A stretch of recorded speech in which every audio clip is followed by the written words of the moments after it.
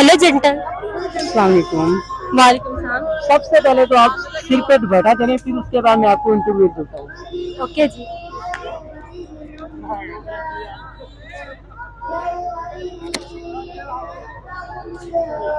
ले लिया, अब करो। अब बताओ आपको आपका कैसा लगा? नाम। आपको कैसा लगा हमारे शहर में आके? बहुत अच्छा। अच्छा लगा या बहुत ही अच्छा? बहुत ही अच्छा। कितना बहुत अच्छा? इन्ना बड़ा। कितना बड़ा? बहुत मैगी सुटता है। बेटा बड़ा लग गया। इन्ना बड़ा कितना बड़ा? जिन्ना तू समझ भी नहीं सकता। ओए ओए माय गॉड, आप कितनी खूबसूरत है। Thank you. फप्पे कुटना।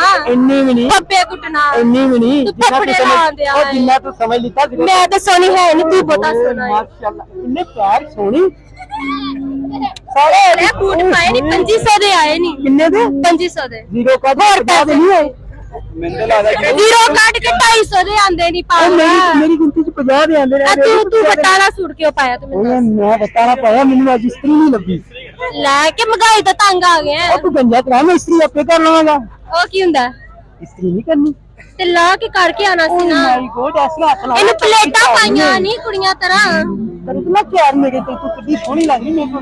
ਤੂੰ ਬਤਾ ਸੋਨਾ ਲੱਗਦਾ ओए होए यार, ਚੱਲ ਤੂੰ ਮੈਨੂੰ ਇਹ ਦੱਸ ਤੇਰਾ ਜੋਕਰ ਬਣਨ ਦਾ ਮਕਸਦ ਕੀ ਹੈ मेरे जोकर बनने का मकसद है मैं सारा मेंटेन रख के खुश ਸਭ ਨੂੰ ਸੋਨਾ ਲੱਗਾ ਹਨਾ ਇੰਨੇ ਵੱਡੇ ਤੇਰੇ ਬੁੱਲ ਆਂਦੇ ਨੇ ਆ ਇੱਥੋਂ ਤੱਕ डर गई यहाँ से नहीं आज ਮੈਂ ਤਾਂ ਬਾਕੀ ਡਰ ਗਈ ਸਾਂ आज के बोल ले।